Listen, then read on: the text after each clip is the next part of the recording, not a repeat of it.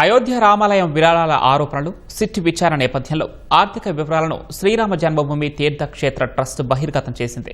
అయోధ్య మందిరానికి ఇప్పటివరకు 3,264 కోట్ల రూపాయలు విరాళంగా వచ్చినట్లు తెలిపింది. ఇందులో మందిర నిర్మాణం, ఆలయ సముదాయం అభివృద్ధి, ఆధ్యాత్మిక అనుబంధ మౌలిక వసతుల పనుల కోసం 2,370 కోట్లు ఖర్చు చేసినట్లు పేర్కొంది.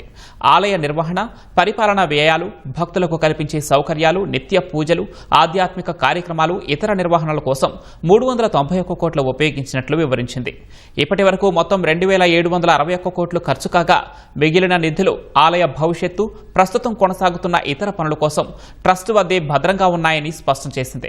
అటు బంగారం, వెండి కానుకలు ఎక్కడికి పోలేదని, మందిర నిర్మాణం, అలంకరణ, మిగతా అవసరాల కోసం ప్రామాణిక ప్రక్రియ ప్రకారమే కరిగించినట్లు ట్రస్ట్ వివరించింది. విరాళాలలో కుంభకోణం, కొందరు వ్యక్తుల క్రిమినల్ చర్యల వల్ల జరిగాయే తప్ప ట్రస్ట్ నిధులు ఎక్కడికి మళ్లించడం జరగలేదని చెప్పింది. ప్రతి ఒక్క విరాళాన్ని పక్కాగా రికార్డు చేశామని, అవసరమైతే భక్తులు కానుకల వివరాలను సరిచూసుకోవచ్చని ట్రస్ట్ తెలిపింది.